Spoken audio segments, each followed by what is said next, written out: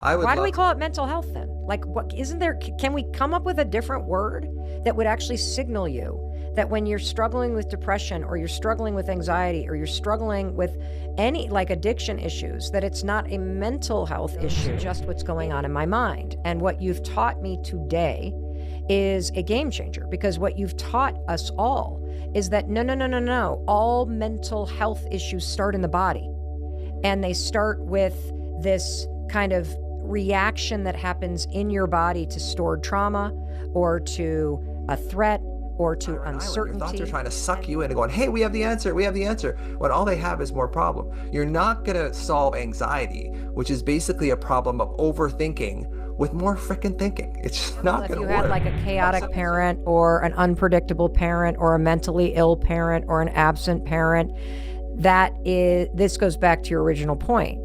When you have a parent that you can't either connect with, or that is unpredictable, or that makes you feel invisible or not safe, that alarm system in your body develops as a child.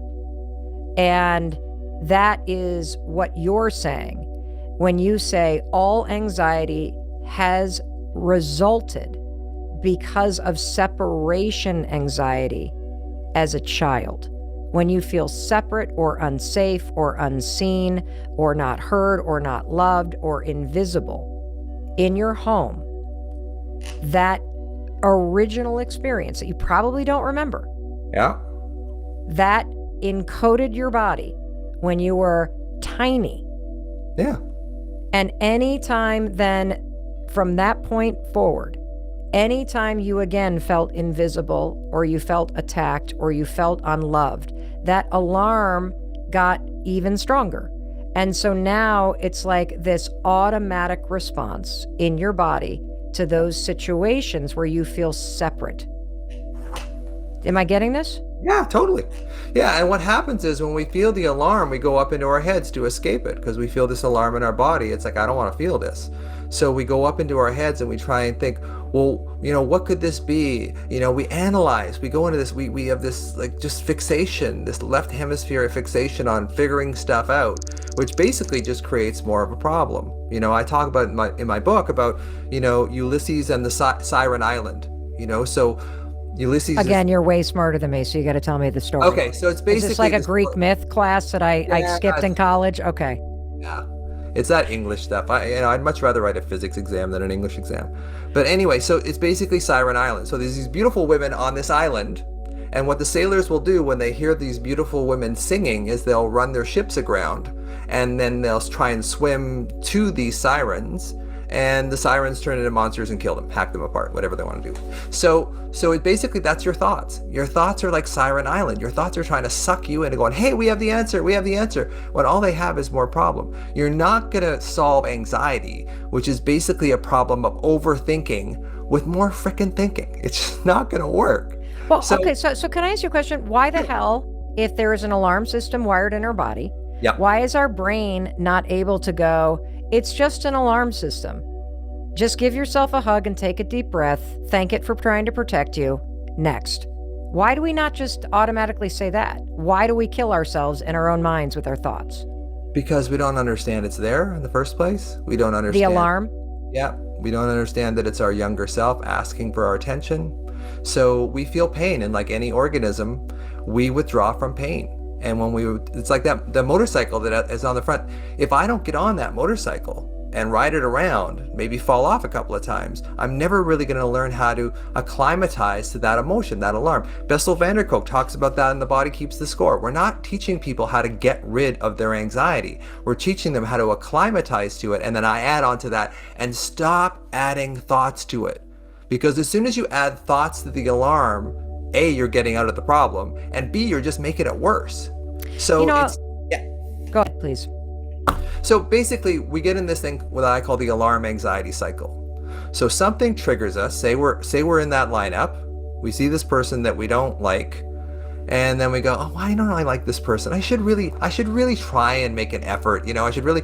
And it's like, well, no, she did this or he did that. I'm like, don't make eye contact. Get on the phone. Make a fake phone call. Avoid. Turn shoulder. Holy shit, are they closer? Like, I'm like, what? Run away! Yes. Run away! You know, to quote a Monty Python thing. So basically, what we're doing is we're trying to intellectualize the alarm that we're feeling in our body, and it's not the solution isn't in our minds. The solution's in our body, which is why so many people have a hard time healing from anxiety, because we're trying to use more thoughts to combat overthinking. So let's talk like the alarm, and then what makes sense to me is that addiction mutes the alarm. Totally. And that you become bonded and connected to, for me it was stress, for my husband it was a daily weed habit. You know, like for what that and that addiction is what's muting the alarm. This is really cool.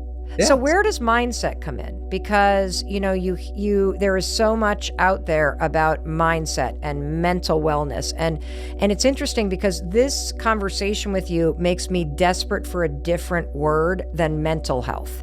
Because even the word mental health makes me go neck up, makes me think thoughts, makes me go to just what's going on in my mind. And what you've taught me today is a game changer, because what you've taught us all is that no. All mental health issues start in the body. And they start with this kind of reaction that happens in your body to stored trauma or to a threat or to uncertainty.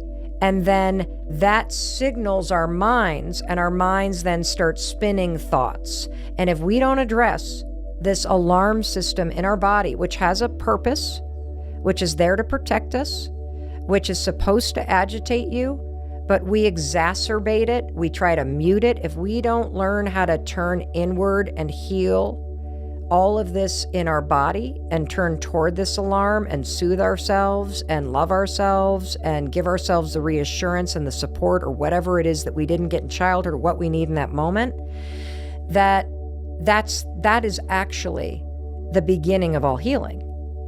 That's what I'm getting from you. Yeah, and that's exactly what it is. So why do we call it mental health then? Like, what isn't there? Can we come up with a different word that would actually signal you that when you're struggling with depression or you're struggling with anxiety or you're struggling with any like addiction issues, that it's not a mental health issue?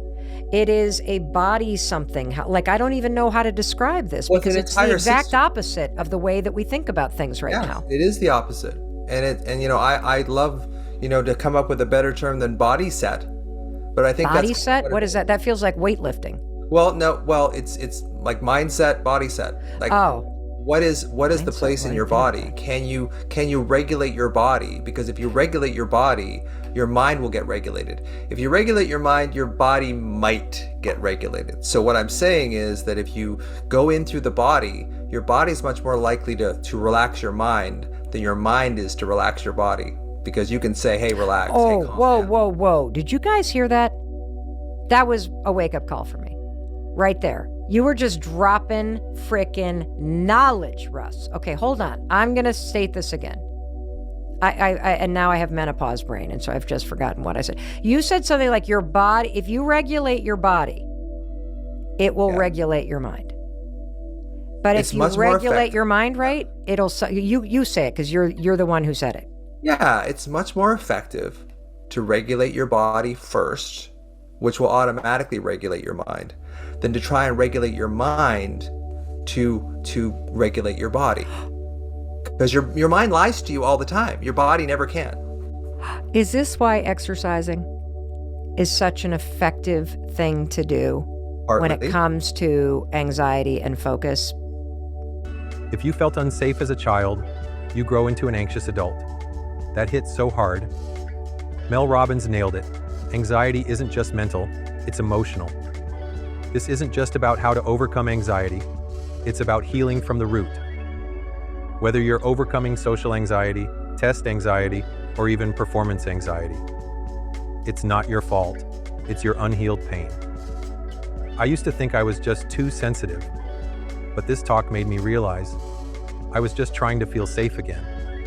If you're battling with overcoming anxiety, you're not alone. Mel Robbins and Dr. Russell Kennedy show us we don't get rid of anxiety. We understand it. We heal it. We reclaim peace. Comment healing if this spoke to you. Like, share, and subscribe. Let's heal together.